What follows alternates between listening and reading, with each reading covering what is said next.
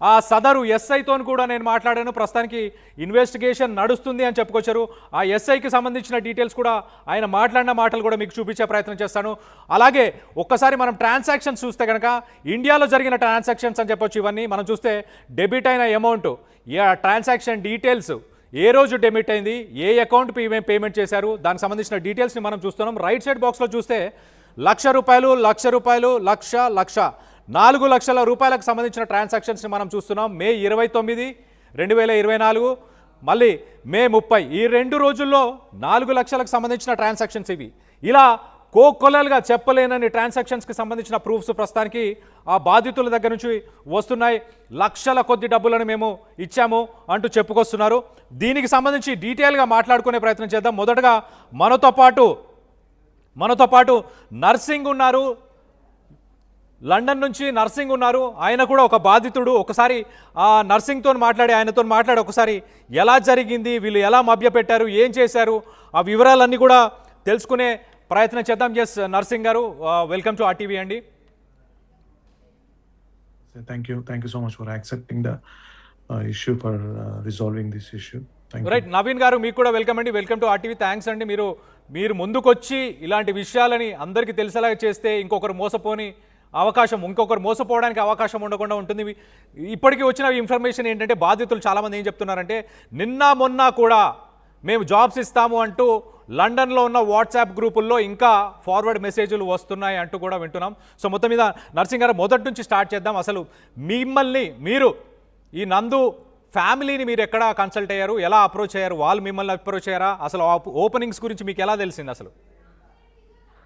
మేము యాక్చువల్గా స్టూడెంట్గా వెళ్ళామండి మాస్టర్స్ చేయడానికి. మాస్టర్స్కి వెళ్ళినప్పుడు ఏ సంవత్సరంలో వెళ్ళారండి? 2020లో అండి. ఓకే, 2020 కరోనా టైంలోనే. ఓకే, 2 years స్టూడెంట్ అయిపోయిన తర్వాత 2 years వర్క్ పర్మిట్ ఉంటుంది గవర్నమెంట్ సైడ్ నుంచి.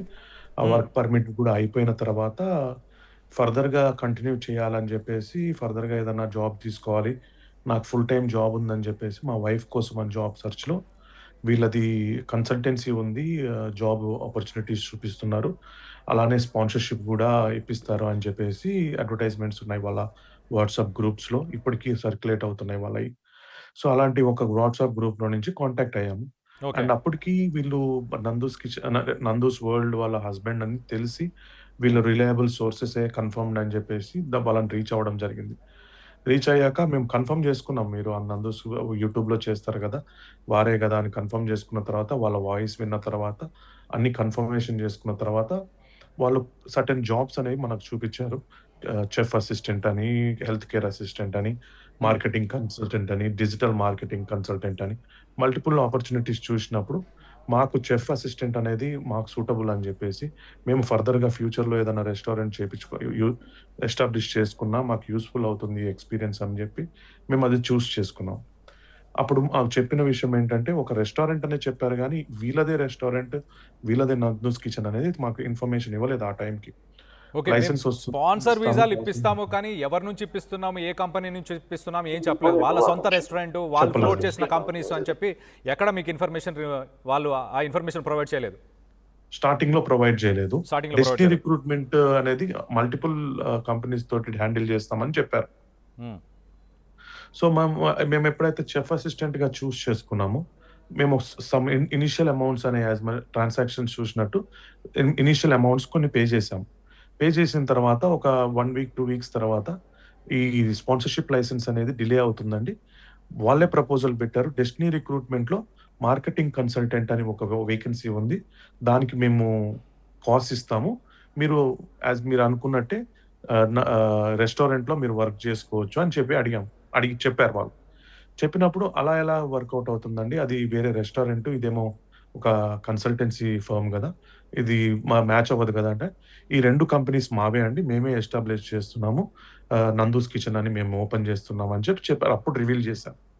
Okay, both companies are both same family కదా, ఇది వాళ్ళు మేనేజ్ చేస్తారేమో అనుకొని మనము కన్ఫర్మ్గా, మాకు అప్పటికి ఇంకా వేరే ఎక్కువ టైం కూడా లేకుండింది అనమాట. జస్ట్ ఇంకా 1.5 మంత్, 1 మంత్‌లో మేము వీసా స్విచ్ అవ్వాల్సి ఉన్నింది. సో ఆ టైం గ్యాప్‌లో ఇదే అడ్వాంటేజ్‌గా తీసుకొని తను ఈ ప్రపోజల్ పెట్టాడు. అంటే మీ మేము దగ్గర ఇంకా మా ముందే సిట్యుయేషన్స్ ఇన్ఫర్మేషన్ అంతా బట్టి తీసుకున్నారు. మీకు ఇంకా వీసా ఎక్స్పైర్ అవ్వబోతుంది, మీకు వీసా ఎక్స్టెన్షన్ లేదు, సో మీకు గత్యంతరం లేదు కాబట్టి చచ్చినట్టు మాకు ఖచ్చితంగా వీళ్ళు లోబడతారు, ఐ మీన్ ఖచ్చితంగా వీళ్ళు మాకు డబ్బులు కడతారు, మేము ఇచ్చినట్టు చేస్తారు, మేము చెప్పినట్టు చేస్తారు అని చెప్పేసి ఆ యెస్. కన్ఫర్మేషన్ చేసుకున్నారు ముందుగానే మీ దగ్గర ఇన్ఫర్మేషన్ తీసుకొని. ఇనిషియల్ కన్వర్జేషన్స్‌లో మేము మా బాధ, మా వ్యక్తం అనేది వ్యక్తం చేసుకుంటాం గదండీ! అంటే మా సిట్యుయేషన్ ఏంటి అంటే వాళ్ళు అడుగుతారనమాట. హ్మ్. మీ సిట్యుయేషన్ ఏంటండి? మీరు ఏం చేద్దాం అనుకుంటున్నారు? అని అడుగుతారు. అడిగినప్పుడు మనము యాస్ ఎ మన వెల్ వెల్ ఇన్‌ఫ్లూయెన్స్డ్ పర్సన్, మార్కెట్‌లో బాగా మంచి వ్యక్తిలాగా ఉన్నారు గదా! హ్మ్. అని జెప్పి మనం ఎక్స్‌పోజ్ చేసుకున్నాం మన స్టోరీస్ అన్ని. అప్పుడు వాళ్ళు దాన్ని బట్టి వాళ్ళు మనకి ప్రపోజల్స్ పెడుతూ, మన టైం అనేది పుష్ చేసుకుంటూ ఎండ్ వరకొచ్చిన తర్వాత ఏదో ఇలాంటి బోగస్ కంపెనీ త్రూ మనకి ఒక ఆఫర్ ఇస్తారు. ఇచ్చినప్పుడు మనము ఆ హరీ టైమ్‌లో మనం చేసుకున్న తర్వాత వర్క్ కూడా ఉంటుందేమో అని చెప్పి మేము వెళ్లి కన్ఫర్మ్ చేసుకున్నాం. కాల్‌చెస్టర్‌లోకెళ్ళి ఆ రెస్టారెంట్ అనేది అసలు ఓపెన్ అవుతుందా లేదా అని చూసుకున్నాము. హ్మ్. ఐ మీన్ షాప్ అనేది ఓపెనింగ్ సూన్ అని చెప్పి మెన్షన్ చేసుంది బోర్డ్. అది కన్ఫర్మ్ చేసుకున్న తర్వాత అక్టోబర్‌లో కంపల్సరీ ఓపెన్ అవుతుందండి ఎట్టి పరిస్థితిలో. ఎందుకంటే మేము బిజినెస్ రన్ చేయడానికే కదా ఓపెన్ చేశాము. రెస్టారెంట్ బిజినెస్ అనేది అని చెప్పారు. ఓకే. సో, అందుకని జెప్పేసి మేము ఒక ప్లేస్ నుంచి ఇంకో ప్లేస్‌కి మూవ్ అయ్యాం. Even though it is financially burden for us. మేము మూవ్ అయ్యామన్నమాట. మూవ్ అయిన తర్వాత అక్టోబర్‌లో స్టార్ట్ చేస్తా అన్న కంపెనీ నెక్స్ట్ ఇయర్ ఏప్రిల్ వరకు అసల ఎటువంటి స్టార్టప్పే లేదన్నమాట. మేము ఎవ్రీ మంత్ అడిగేవాళ్ళము. ఎలా అండి ఇలా సాలరీస్ పే చేయకుండా, పే హ్మ్. స్లిప్స్ ఇవ్వకుండా మీరిలా చేస్తే మాకు కంటిన్యూటీకి ఇష్యూ అవుతుంది. రేపు పొద్దున పీఆర్‌కి మాకు పర్మనెంట్ రెసిడెన్సీకి ఇబ్బందవుతుందని చాలా సార్లు అడిగినా గాని చాలా ఇగ్నోర్ చేసుకుంటూ వచ్చాడు. మా కాల్స్ చూడండి వందల కాల్స్ చేసుంటాం. ఓకే. ఒక్కదానికి రిప్లై ఇవ్వడు. ఒక్కదానికి మెసేజ్‌కి రిప్లై ఇవ్వడు.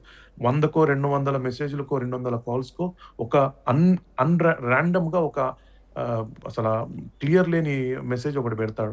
అది ఏంటి అనే లోపట మళ్ళీ డిస్కనెక్ట్ అయిపోతాడు. మళ్ళీ అసలు ఇన్ఫర్మేషన్ ఉండదు. మీరు మీరు స్క్రీన్స్ నా వీడియో చూసుంటే ఎన్నో కాల్స్ చేశాం. హ్మ్. అసలు రెస్పాన్సే ఉండదు.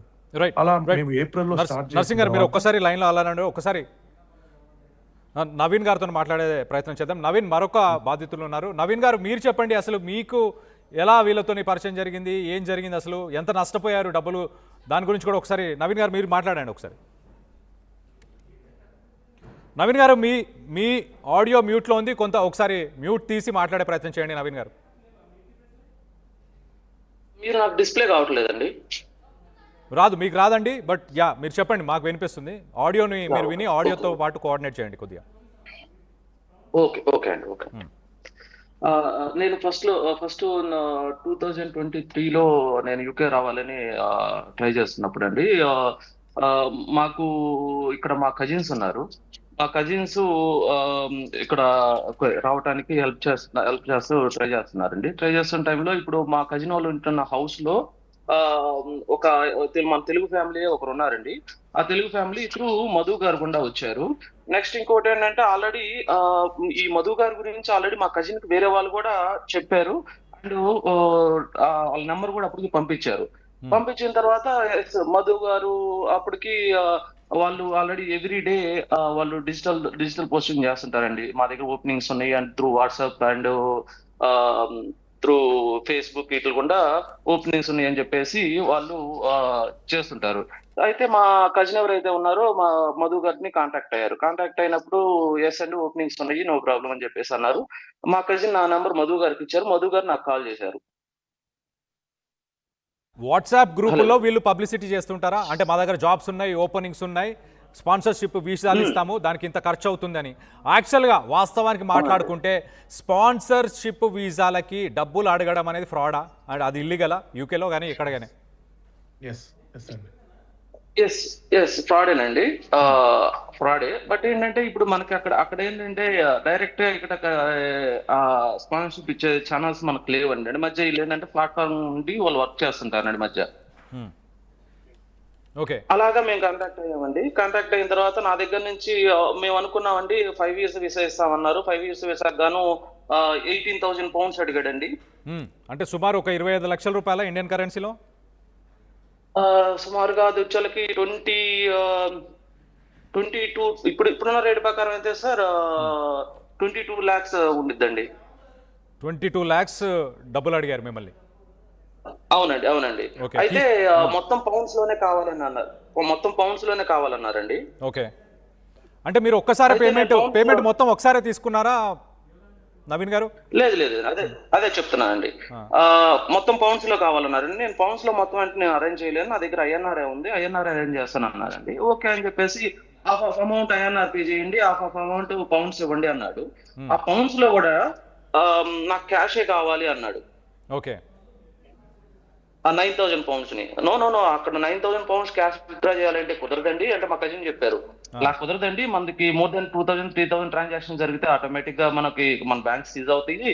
అలా కాదండి, నేను కొంత ఆన్లైన్ లో పే చేస్తాను, మరి కొంత క్యాష్ ఇస్తానని చెప్పేసి అన్నారండి. ఓకే.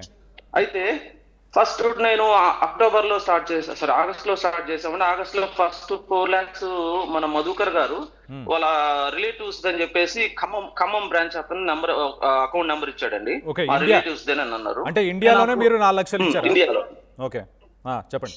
ఇండియాలోనే, అవునండి. 4 lakhs. ఆ 4 lakhs ఇచ్చానండి. 4 lakhs ఇచ్చినప్పుడు మన స్క్రీన్ షాట్ పేమెంట్ చేసి స్క్రీన్ షాట్ మధు గారికి పెట్టాను. ఓకే అండి, అమౌంట్ రిసీవ్ అయింది చెప్పేసి అన్నారు. ఓకే. అన్న తర్వాత ఓకే అని చెప్పేసి నెక్స్ట్ ప్రాసెస్ అప్లికేషన్ అతనికి ఏమేం కావాలో మొత్తం మేము పంపించడం అయింది. పంపించిన తర్వాత నెక్స్ట్ హాఫ్ ఆఫ్ పేమెంట్ చేసామండి. నెక్స్ట్ 5 lakhs పేమెంట్ చేశాను. 5 lakhs పేమెంట్ వాళ్ళ కిచెన్ లో ఎవరో పనిచేసే అతను, నార్త్ ఇండియా అతను, గుజరాత్ అతను అంట, అతను ఇచ్చారు. ఏంటంటే గుజరాత్ అని చూపిస్తుంది, నేను ఎందుకు పేమెంట్ చేయాలి గుజరాత్ అని అన్నాను. లేదండి, మా దగ్గర పనిచేస్తుంటారు, ఇండియాకి అమౌంట్ పంపించాలంటున్నారు, ఇంత అమౌంట్, నేను అతని దగ్గర నుంచి పౌండ్స్ తీసుకుంటాను, మీరు ఐఎన్ఆర్ అతను ట్రాన్స్ఫర్ చేయండి అన్నారు. ఓకే అని చెప్పేసి నేను ఐఎన్ఆర్ ట్రాన్స్ఫర్ చేశానండి. నెక్స్ట్ అప్లికేషన్ స్టార్ట్ చేశారు ప్రాసెస్ మాది. అండ్ ప్రాసెస్ స్టార్ట్ చేసిన తర్వాత నెక్స్ట్ వీసా కోసం అని చెప్పేసి మన కంపెనీకి ఏదైతే ఉందో మాకు సిఓఎస్ ఇవ్వడానికి అని చెప్పేసి ఫస్ట్ ఇంటర్వ్యూ తీసుకుంటాం అన్నారండి. మా వైఫ్ ఏదైతే ఉందో ఇంటర్వ్యూ అటెండ్ అయింది. ఇంటర్వ్యూ అటెండ్ అయిన తర్వాత 3 times 2 numbers ఇంటర్వ్యూ చేశారు. ఇంటర్వ్యూ చేసిన తర్వాత నెక్స్ట్ డే ఓకే అండి, మేము యాక్సెప్ట్ చేస్తున్నాం, ఇంటర్వ్యూ సక్సెస్ అయింది, మీకు కాస్ట్ రిలీజ్ చేస్తామని చెప్పేసి అన్నారండి. అన్న తర్వాత మధు గారు రిమైనింగ్ అమౌంట్ పే చేయండి అని చెప్పేసి అన్నారు. అయితే మేము ఇక్కడ 9,50,000 ఐఎన్ఆర్ పే చేసామండి. రిమైనింగ్ అమౌంట్ కి ఇక్కడ యూకే పౌండ్స్ మా కజిన్ ఫస్ట్ వాళ్ళ నందు గారు వైఫ్ నందన, సారీ మన మధు గారి వైఫ్ నందనకి 1,800 పౌండ్లు ఆమె అకౌంట్ కి ట్రాన్స్ఫర్ చేశాడండి ఫస్ట్. ఓకే. దాదాపు నెక్స్ట్ వచ్చిన తర్వాత దాదాపు 2 లక్షలండి. నెక్స్ట్ వచ్చిన తర్వాత వాళ్ళ కిచెన్ లో పనిచేసే అతని పేరు సురేష్ సంథింగ్ అండి. అతనికి ఒక 1,500 పే చేశాడండి. ఓకే. ఇంకా అప్పటికి 3,300 పౌండ్స్ మేము పే చేసామండి. రిమైనింగ్ అమౌంట్ ఏదైతే ఉందో 6,000 అరౌండ్ 5,000 అరౌండ్ 6,000 మా కజిన్ మధు గారు ఒక అతన్ని అంటే వాళ్ళ ఆఫీస్ లో పనిచేసే ఒక అతన్ని